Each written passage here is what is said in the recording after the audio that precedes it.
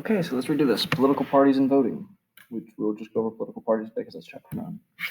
So a political party is a group of individuals with common interest and beliefs who organize to win elections and operate the government. In the U.S., we have two parties, and we will go over exactly what they are. But chances are you already know what they are.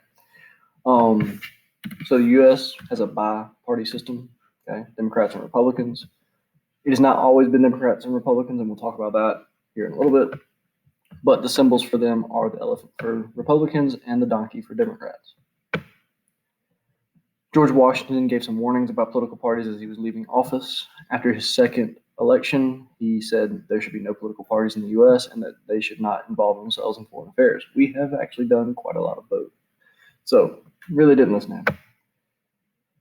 The Federalists and the Anti-federalists were really the two first political parties that we have.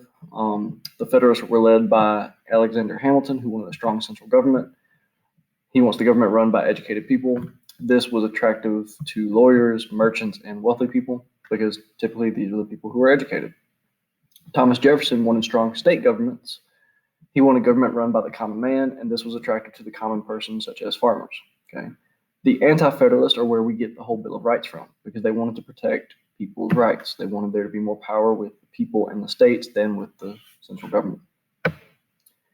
So the growth of American political parties, the Federalists kind of fall out and basically die out. But our two parties really come from the Anti-federalists that split. So it went Anti-federalist, then Democratic Republicans, and then they split into Democrats and Whigs. And then some of the Democrats stayed Democrats, and then some of the Democrats went with the Whigs and formed the Republican Party. Now, the Republican Party forms in 1854 and is made up of some Democrats and Whigs. The common interest is to end slavery. That is why the Republican Party is kind of formed. They could not agree on abolition of slavery in the South, but they did agree that it had to be kept out of the North. So in 1860, Abraham Lincoln becomes the first Republican president. Now, there are countries in the world that have a one-party system. Often this is when they're in authoritarian regimes or have dictators. Okay, usually the party and the government are the exact same. For example, China has a dictator. They do hold elections, but the elections are pretty much empty. They mean nothing because nobody's running against them. So a two-party system is where you have two parties compete, for example, with the U.S. And then there are multi-party systems where you have three or more parties competing for control. Now, Canada, our neighbor to the north, has 3. Germany has 5. Israel has 20. And we will talk about where that becomes a problem once you start having that many in a second. So coalitions are where different parties join together in order for a common cause or to win an election. So for example, let's just look at soft drinks. If Pepsi has 15 votes, Mountain Dew 9, Sundrop 14, Water 11, Coke 20, Tea 20, Gatorade 5, and Dr. Pepper 16, Sundrop, Mountain Dew, and Pepsi might form a coalition to have all of their people in their party votes. That way they can win the election because they can't do it by themselves against Coke or tea or Dr. Pepper. Okay, so they form a coalition. Now, when you have this many political parties, it creates a pretty unstable environment because this one might make a deal here, then a deal here, then a deal here, and it becomes pretty volatile. Okay. Third parties here in the U.S., there is a history of smaller parties running. They're usually the first ones to support unpopular ideas, and third parties have never won a presidential election. The Populist Party of the 1890s kind of helped get the 17th Amendment underway. They also helped establish the 8-hour workday. The Prohibition Party got the 18th Amendment established. No drinking. That was during the 1920s. Some obstacles to them getting on the ballots is usually they have to submit a petition to get on the ballot. And then also they have trouble raising money to compete in the campaign because they are smaller. The Republicans and Democrats have been around for a long time. They have a very big base. They have a lot of funds. Third parties usually do not. They usually have pretty small funds. So political parties are also meant to be like watchdogs to make sure that the democracy is not being overrun by one side or the other. Now, political parties do have some similarities and some differences. Some similarities that they both adopt some moderate and mainstream positions in order to cater to the middle. And usually these are on stances that tend to be generally agreeable to most people, a lot of times on political or social issues such as dropout rates, teen pregnancy, and drugs. Most people can agree that you don't want a lot of people dropping out of school, you don't want a lot of teen pregnancy, and drugs usually aren't good. So most people agree on those things. They can usually take pretty similar stances on that.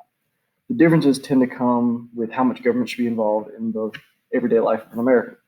So Democrats tend to think federal government should provide housing, income, education, jobs. Okay, so they want a little more involvement. Republicans tend to want less involvement. So they want to help the nation's economy, and then they think the rest of it will take care of itself. Or also they want states should handle welfare, which is an idea called devolution. So Republicans tend to want stronger state governments. Democrats tend to want stronger federal governments, which, if you remember back from before, that's kind of like Federalist and Anti-federalist. Federalists want stronger central government. Anti-federalists want stronger state government. The best way to examine a party through its platform. So every political party has a platform. This platform is basically their statements on what the party stands for and its position, especially on election issues. You will see this come about a lot during election time. Now, just like if you're building a platform, platforms are built out of planks. You're nailing them together to create the platform. So the platform is kind of like the whole issue or the whole stance over everything. A plank is the party's belief on a single issue. Okay, so platform, overall general stance of everything, plank, particular issue. The organization of a political party. The two major political parties are organized at the local, state, and national levels. Now, there are not really any direct links between them as you go up, so local, state, national, that really allows them to control one another. But they do pretty much all follow the same political beliefs because they all belong to the same party, which kind of where the platform comes in. So the national organization, each party has a national committee. This committee helps raise funds for presidential elections. They also have a campaign committee made up of members of Congress to help run the campaign. It organizes the party's national convention and is ran by a national party chairperson. The chairperson is responsible for the national convention and to nominate their candidates for president and vice president. So the national convention, each party chooses nominees from primary elections and caucuses. The first job is to write the platform, and then after they write the platform, they have to nominate their presidential candidate. So here's just a kind of look of the organization of political parties. You have the national chairperson, who's over the national committee, the state chairperson, who's over the state committee, the local chairperson, who's over the local, either city, town, or county committee. But none of these really fall directly underneath the other ones. Why? It's like a step ladder. So these go together, these go together, and these go together, and they all kind of believe the same thing, but nobody really controls the other one. So each major party has 50 state committees. The state committees focus on electing party candidates to state offices such as governor, attorney general, or like state legislators. Local committees usually consist of thousands of city, town, and county committees. So for example, you have town council, you have county commissioners. Those are local committees. What is a precinct? Each city or county is divided into election districts called precincts, and that precincts are just geographic areas that contain a specific number of voters. Precincts may be a small town or a large city or a group of neighborhoods. All voters in a precinct cast their ballots at the same voting place. So for county committees, they are the largest political units within a state. Both major political parties have county committees. Local party organizations become powerful enough to sweep every election year after year. When this happens, it gets called a political machine because you are able to win year after year after year. Okay? The most famous political machine is New York City's Tammany Hall. And it was ran by this guy, Boss Tweed. There was an organization during the 1890s and early 1900s.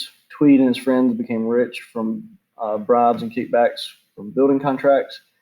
What he would do is he would give jobs to people who needed jobs, food, medical care, whatever it may be, in turn for the votes for the people who wanted to stay in power. So he would get contract jobs from the politicians, and then he in turn would make sure that the people who were citizens of New York would make sure that they voted for the politicians that were helping him. So joining a political party, there's not really any obligations. Basically, you just vote when you want to go vote. You can volunteer to campaign, contribute money, or participate in other activities. You do not have to do anything other than vote. Now, if you register, which we'll talk about here in a minute, you can only vote for your party in primaries. We'll talk about the difference between a primary and a regular election here in a moment. So, nominating candidates.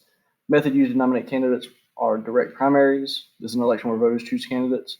There are two forms of direct primaries. There's a closed primary, where only declared members of a party are allowed to vote, or an open primary, where you do not have to declare a party affiliation to vote. So a lot of times closed primaries, so for example, if I am registered as a Democrat, I would only be able to vote in the Democratic primary. If I'm registered as a Republican, I can only vote in the Republican primary. If you're registered as independent, you can claim whichever one you want to vote for, but then you can only vote for that one. Okay. So that's the difference between a closed primary and an open primary. An open primary, even if you're registered as, let's say, a Republican, you can vote in the Democratic primary. Okay, that's the difference between closed and open. And we will get into voting in chapter 10. So hopefully this video works, unlike the first one.